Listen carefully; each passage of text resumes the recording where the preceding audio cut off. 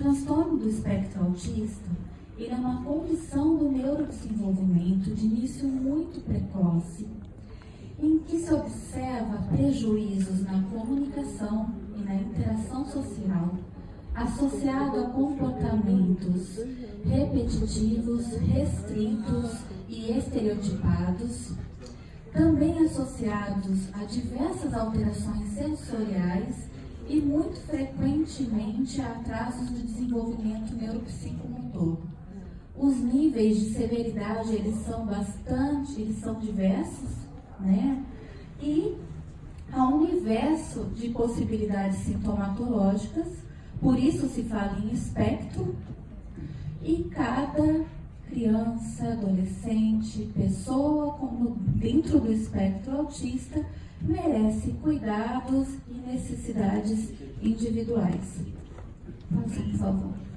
A prevalência estima-se de 1 a 2% da população mundial. No Brasil, nós não temos uma estatística adequada, porém, estima-se que mais de 2 milhões de pessoas com autismo no Brasil.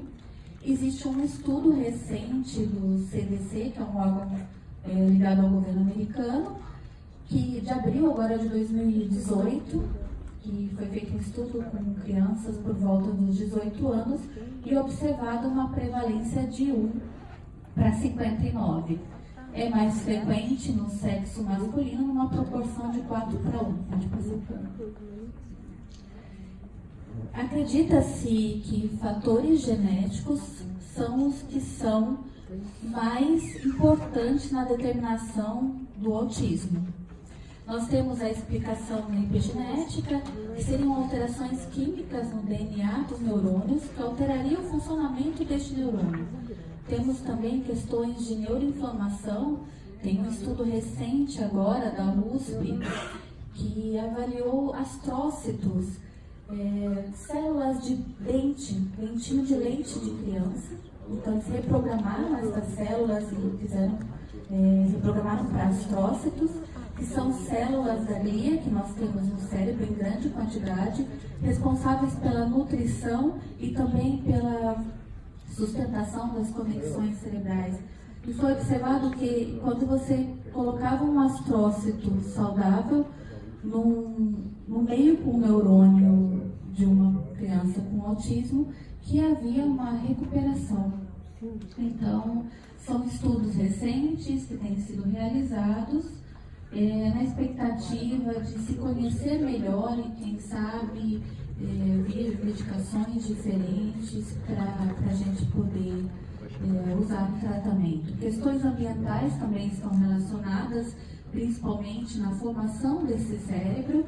Então, crianças, neonatos que sofreram falta de oxigênio ao nascer, que nós chamamos de anóxia neonatal, teriam uma predisposição maior. Infecções congênitas, como toxoplasmose, rubéola congênita, hoje nós temos o Zika vírus, abuso de substâncias psicoativas, medicamentos também podem estar relacionados. Hoje nós sabemos que o ácido valproico, que é uma medicação usada para epilepsia, mães que fazem uso durante a gestação, há uma predisposição maior ao autismo e a prematuridade. Próximo.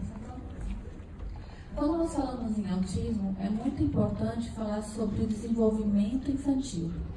Existem marcos do desenvolvimento neuropsicomotor, que são marcos que a criança deve alcançar em determinadas fases do seu desenvolvimento.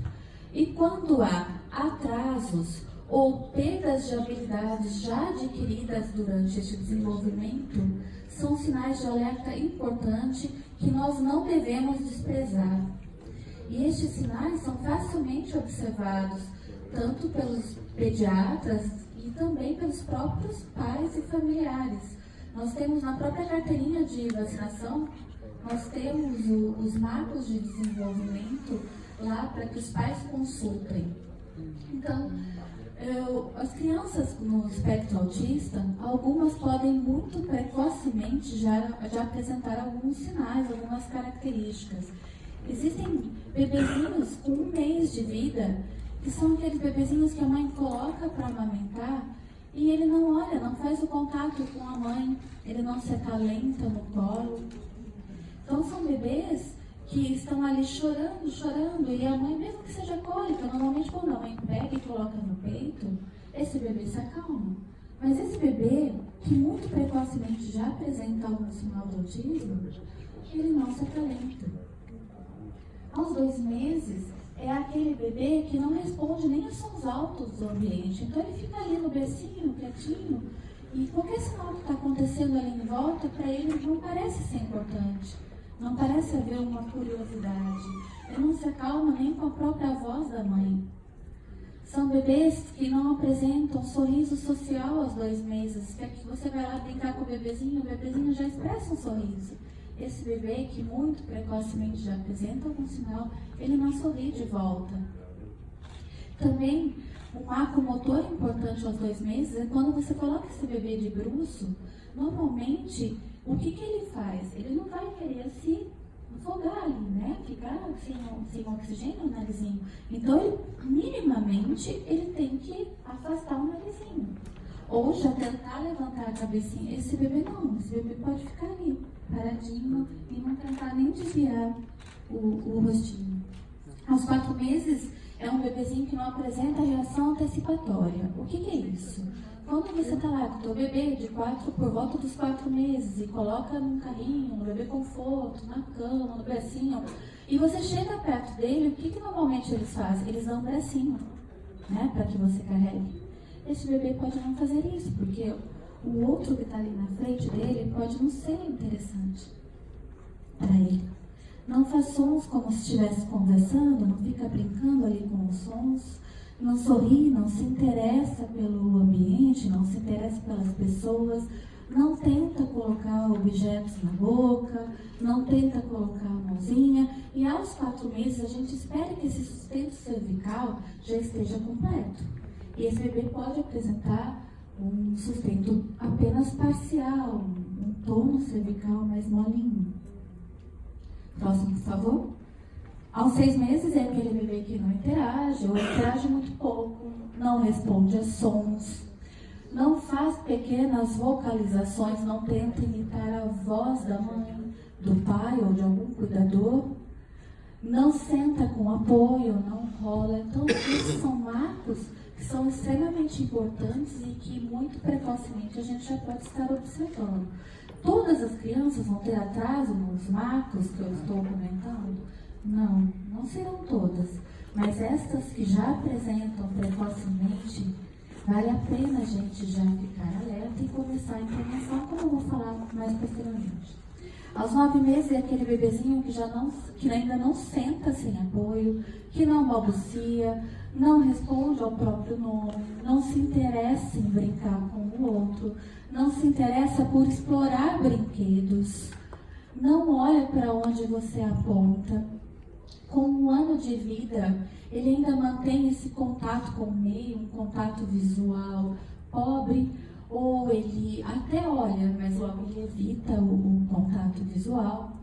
É um bebê que ainda me engatinha, não fica em pé, não diz pelo menos 2 palavrinhas, papai, mamãe, não entende comandos como não, tchau, e não aponta, não imita. A imitação é muito importante, é um domínio muito importante que precisa estar muito bem desenvolvido na criança, muito precocemente. Então, nós observamos que as crianças no espectro autista, elas têm muita dificuldade de imitar, porque elas têm muita dificuldade de prestar atenção no outro.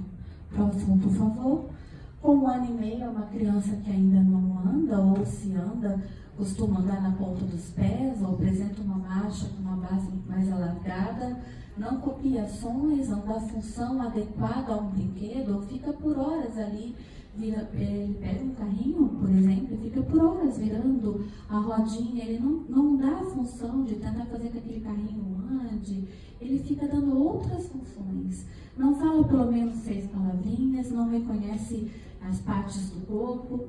Com 2 anos é uma criança que não fala, não faz frases com 2 palavras ao menos, não sabe dar atenção, dar função a utensílios comuns como prato, colher, escova de dente, escova de cabelo, não segue instruções simples. ainda pode manter uma marcha um pouco incoordenada, não entende jogos de faz de conta, porque jogos de faz de conta necessita de muita abstração, e eles têm muita dificuldade com o abstrato. Com 3 anos é aquela criança que cai muito, que ainda apresenta uma fala precária ou incompreensível, por vezes ainda é não verbal, e não tem interesse em compartilhar uma brincadeira. Muitos pais falam, mas ele brinca com outras crianças. Tudo bem, ele pode estar ali brincando, mas ele compartilha da brincadeira? Existe uma troca ali? As brincadeiras no dia a dia, elas oferecem muitas pistas sobre o desenvolvimento das crianças. Perdas de habilidades já adquiridas é um sinal vermelho. Então, aquela criança que vem desenvolvendo bem e de repente começa a perder a habilidade, é sinal vermelho. Não digo nem que é sinal amarelo, é sinal vermelho. E nós esperamos que essa criança venha até a gente antes de chegar ali aos 3 anos. Porque nós temos a neuroplasticidade, como já foi falado aqui hoje, que é a capacidade que o nosso cérebro tem de se reorganizar, de fazer novas conexões de acordo com os estímulos que nós recebemos. A neuroplasticidade, ela ocorre ao longo de toda a nossa vida, porém de uma forma muito mais frenética nos primeiros anos de vida. E é ali que a gente precisa intervir, ali que a gente não pode perder as janelas de oportunidade de aprendizado. Próximo, por favor. Então, o transtorno do espectro autista, ele tem início precoce, existem as dificuldades de interação social e as dificuldades de comunicação. Quando nós falamos em comunicação, nós não falamos apenas em linguagem expressiva verbal, que seria o falar propriamente dito. Tá? Existe a intenção comunicativa. Às vezes, aquela criança não aprendeu a falar, não porque ela não tem condições articulatórias, mas porque ela não tem intenção de se comunicar. Muitas vezes, elas falam, sabem falar, mas também não têm intenção de se comunicar. E quando a gente fala em linguagem comunicativa, linguagem receptiva, então essa criança, ela pode ter dificuldade de entender aquilo que está sendo falado para ela. Então, se ela não consegue compreender aquilo que está chegando de informação, como é que ela vai devolver? Então, existem diversas formas de alteração na comunicação no autismo. Quando nós falamos de distúrbio de linguagem expressiva verbal, além do atraso, existe a ecolalia, que é quando a criança fica falando repetidamente uma palavra ou frases, mas sem intenção comunicativa. Palavras ou frases fora do contexto, eles costumam fazer inversão pronominal. Então, eles se referem a si mesmo em terceira pessoa. E a linguagem não verbal é aquela criança que tem dificuldade em apontar, em gesticular com função comunicativa. Algumas crianças no espectro autista desenvolvem a linguagem dentro dos marcos, porém com algumas particularidades, como a linguagem mais monótona, um repertório extenso somente sobre um único interesse, um vocabulário rebuscado, repetitivo, e outras têm perda da habilidade da fala, deixam de se comunicar verbalmente. Próximo, por favor. Resistência a mudanças de rotina, eles têm muita resistência a quebras de rotina. Alterações sensoriais do cérebro no autismo, é um cérebro extremamente sensorial. Então, nós temos a capacidade de fazer várias coisas ao mesmo tempo. Porém, aparentemente, nós achamos que estamos fazendo várias coisas ao mesmo tempo, mas nós estamos fazendo e desligando e recomeçando outra. Nós não damos a sequência tudo ao mesmo tempo, porque nós não percebemos, porque isso acontece em frações de segundos. Um cérebro no espectro autista, ele recebe aquela chuva sensorial, aqueles vários estímulos, e as conexões não vão sendo desligadas, elas vão se somando. E isso gera uma desorganização muito grande. E explica muitas vezes a questão da dificuldade do contato visual, que também pode ser por um desconforto sensorial, além de uma questão de não ter interesse, de não querer se comunicar com o outro. Também a seletividade alimentar é muito bem explicada, né, com as questões sensoriais, então textura, temperatura do alimento, cor do alimento, o paladar pode ser extremamente aversivo a eles. Estereotipias motoras, a questão das estereotipias motoras, o que elas são? Então, elas são uma forma de autorregulação. Então, aquela criança que está naquela chuva sensorial, naquela desorganização, ou está com medo, ou está frustrada, ou está num ambiente novo, ela chega e ela se desorganiza, o que ela faz? Para ela se organizar, ela começa com um comportamento repetitivo. E ela vai naquele comportamento repetitivo, que são as estereotipias, até conseguir se organizar e ficar bem, né? Então, é uma outra maneira que as pessoas, às vezes, quando vêem um autista com uma estereotipia, não entendem. Mas, na verdade, ele pode estar fazendo aquilo justamente porque ele pode estar desconfortável. Também acontece em situações que eles são extremamente felizes. Porque a excitação, essa chuva sensorial, ela não acontece só com sentimentos negativos, também com sentimentos de felicidade, e eles também têm dificuldade de lidar com isso, muitas vezes. A ausência de brincadeira e pensamento simbólico, então a questão da abstração, como eu já falei, é muito presente, né? Então, quando você trabalha com o concreto, é muito mais fácil para eles. Eles são extremamente visuais, então usar pistas visuais, imagens, ajuda muito na aprendizagem, manipulação de objetos e brinquedos de modo não usual, como já falei, dei o exemplo da rodinha, dificuldade na compreensão de expressões sociais, ironia, sentido figurado, entra na questão da abstração. A inflexibilidade que eles apresentam pode gerar dificuldades de comportamento e também este pensamento concreto. Então, como eles são muito rígidos, né, de comportamento mesmo, justifica essa questão da dificuldade de abstração. Próximo, por favor. Desatenção, né, eles têm dificuldade de ficar atentos. Por vezes, eles fazem hiperfoco, então eles ficam muito atentos a um determinado interesse e tudo aquilo que está no entorno passa a não fazer sentido. O hiperfoco, muitas vezes, em autistas adultos, jovens, no depoimento deles, eles dizem que o hiperfoco acaba ajudando eles.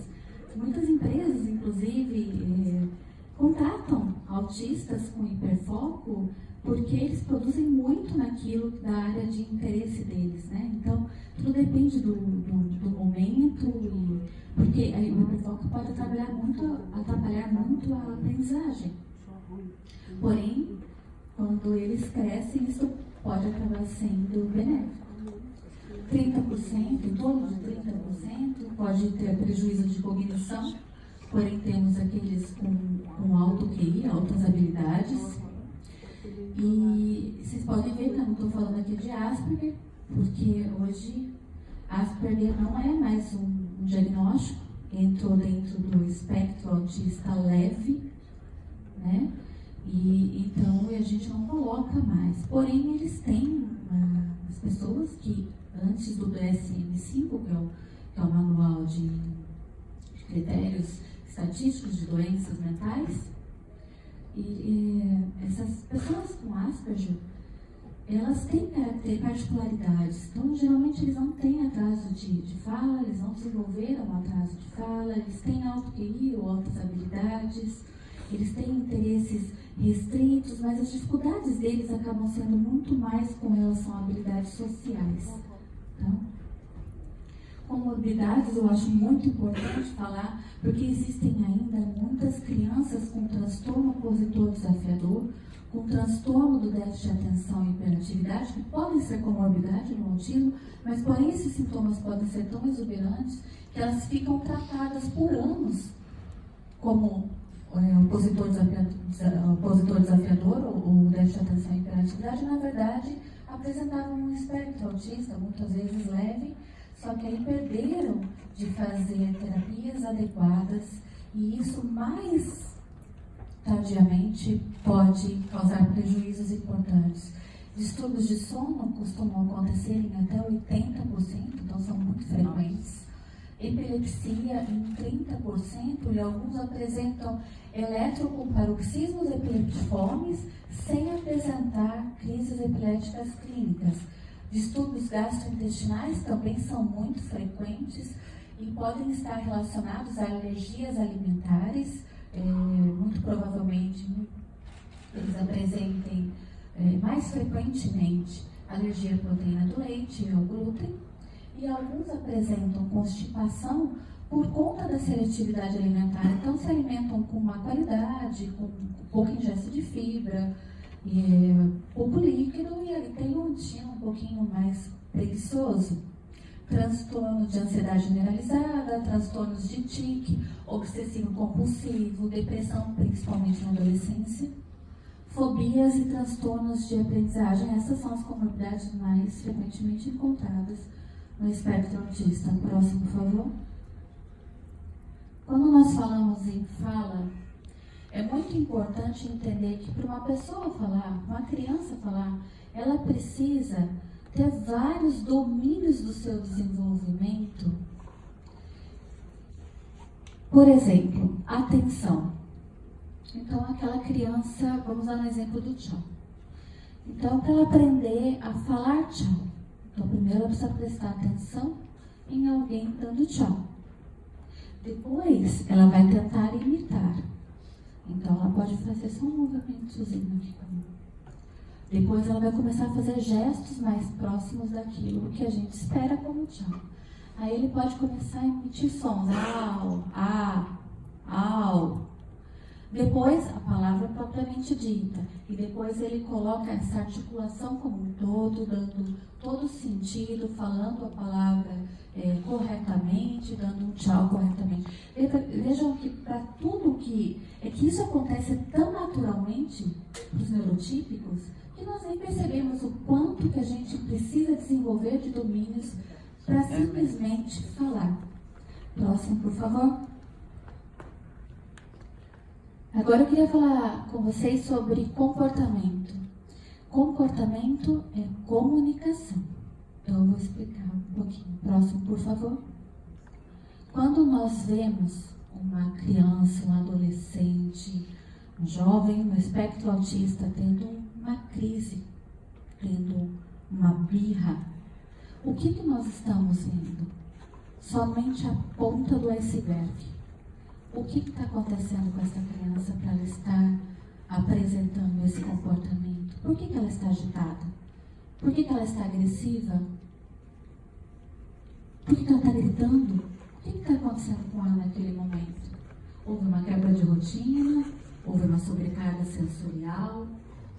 Você está em um ambiente novo? Ela está com dor? Essas crianças podem não falar. Ela pode estar sentindo alguma dor e a gente não saber. Pode estar com alguma infecção, pode estar com fome, pode estar com sono, pode estar em um lugar em que ela está esperando e ela realmente não consegue mais ficar ali. E como é que ela vai avisar se ela não consegue se comunicar muitas vezes?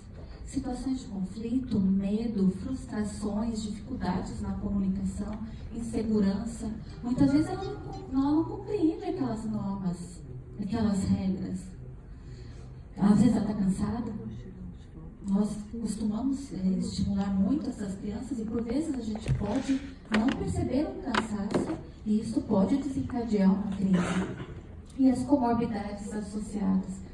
Então, eu costumo dizer sempre para os pais, quando o teu filho está tendo uma crise, tenta entender o que está acontecendo, porque dali você pode ter uma boa dica para você depois usar uma estratégia para lidar melhor com as dificuldades dele, com os prejuízos que ele está apresentando naquele momento. E ninguém melhor que pai e mãe para saber disso.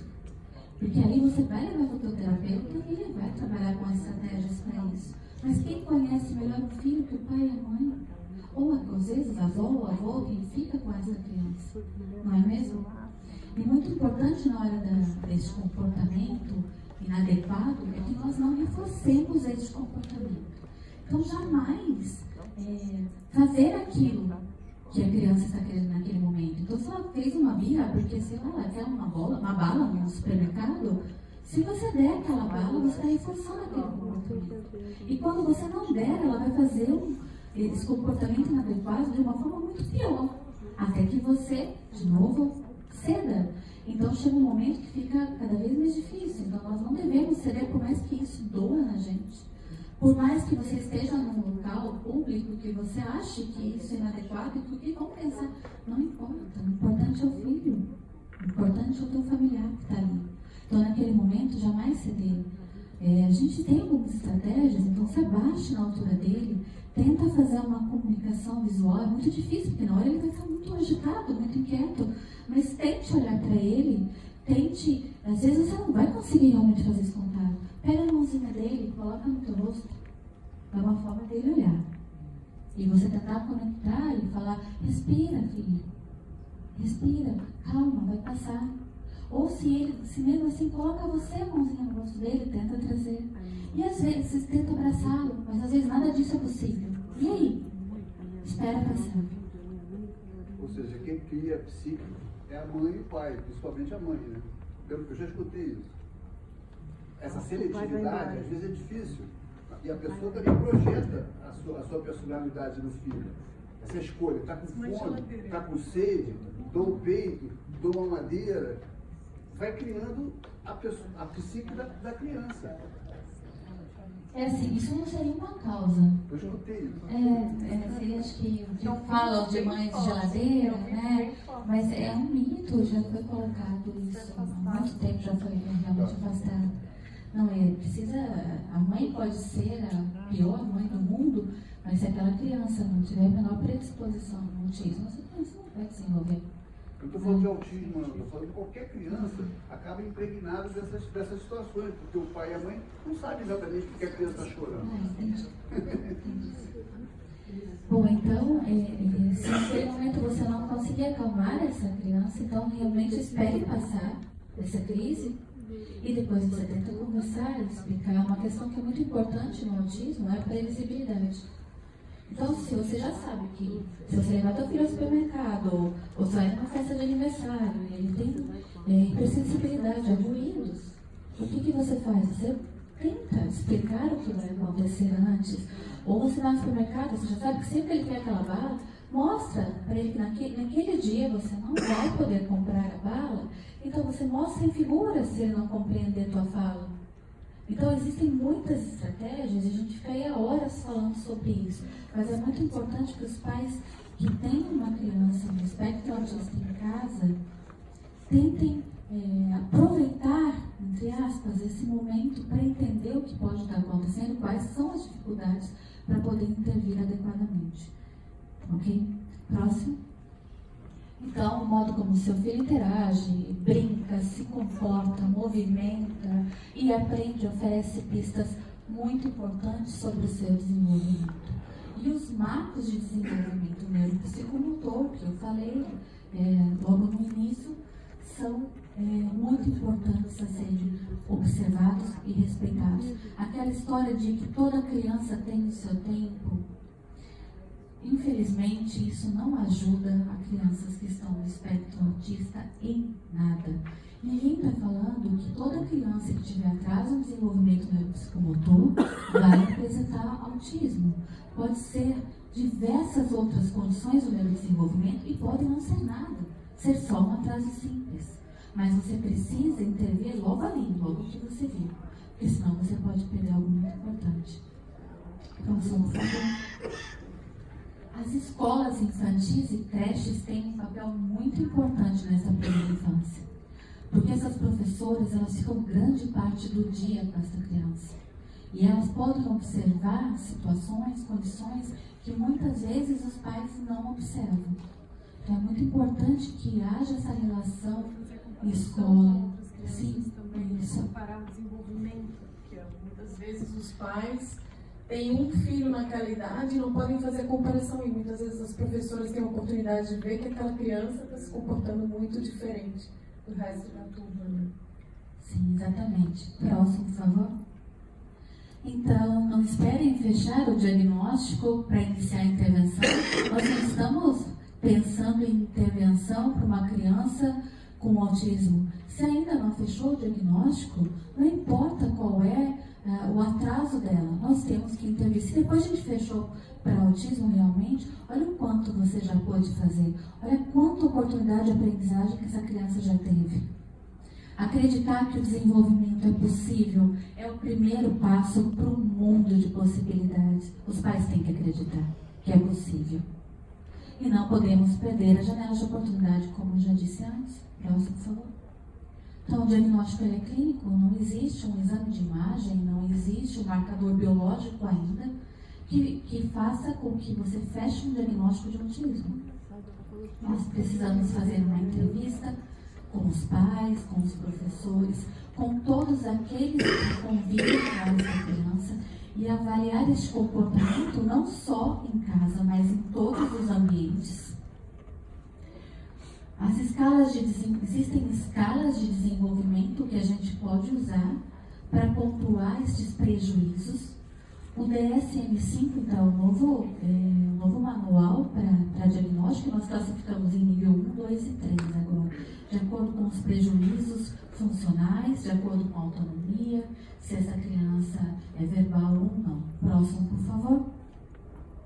O objetivo do tratamento, então, é favorecer o desenvolvimento, amenizar sintomas, aquisição de habilidades e autonomia, qualidade de vida e felicidade. Que pai, mãe, avô, vó, familiar não quer isso, né? Eu acho que esse é o principal objetivo. Próximo. O tratamento, então, ele é individualizado, não existe uma pessoa igual a outra, não existe uma criança igual a outra e não existe um autista igual a outro. Então, precisa haver todos os profissionais, a escola, os familiares, todos têm que estar falando a mesma língua. Precisa haver uma orientação familiar, grupos de apoio. É muito importante que esses pais tenham um apoio, porque logo que eles recebem o diagnóstico, a maioria tem muita dificuldade em lidar com o novo, com o novo, com o que não conhece, na verdade. Precisamos enriquecer o ambiente.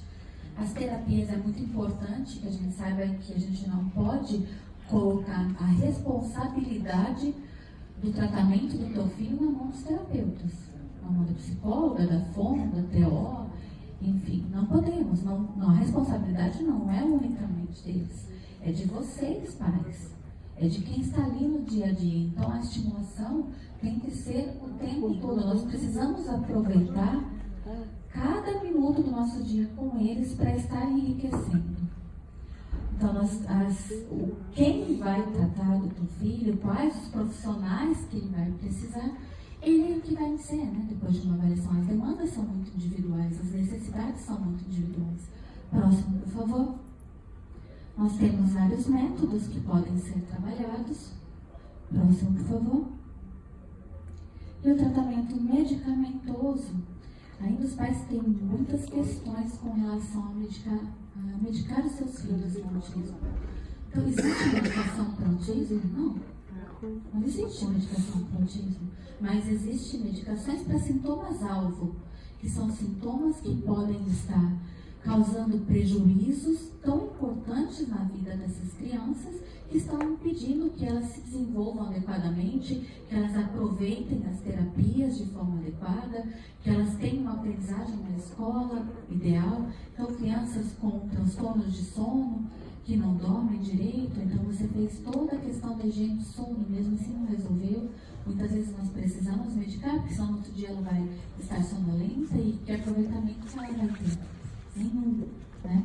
Então, agressividade, quando a gente não consegue realmente conter essa criança, ela é extremamente agitada e as terapeutas realmente não estão conseguindo, mesmo com terapia adequada, cientificamente comprovada. A terapeuta é ótima, mas aquela criança não está aproveitando a terapia. Por quê? Não está conseguindo prestar atenção, porque ela não para o segundo. Então, existem casos em que as medicações trazem muitos benefícios a essas crianças. Nós temos várias medicações que podem ser usadas de acordo com as necessidades. Eu vou passar, porque hoje era mais falar realmente sobre a identificação precoce, né, a importância de se identificar e intervir precocemente. Nós temos pesquisas hoje, então, várias pesquisas com ostrócitos, com neurônios espelhos, com minicérebros, na expectativa de entendermos melhor o autismo e tentar ver se realmente conseguimos alguma medicação que atue efetivamente. Próximo, por favor. E a base de todo o tratamento é o amor. Nós precisamos estar ali realmente envolvidos com essa criança, com esse adolescente, com este adulto, porque quando a gente ama, a gente consegue estar disponível, a gente consegue se doar inteiramente para poder entender aquele ser humano que está ali na tua frente, precisando de ajuda, precisando que você realmente entre no mundo dele para que ele aumente o repertório dele mesmo. Né? Então, eu acho que o maior sinal de amor que nós damos para um filho é quando nós saímos do conforto do nosso mundo para entrar no universo deles. Era isso que eu queria deixar hoje para vocês.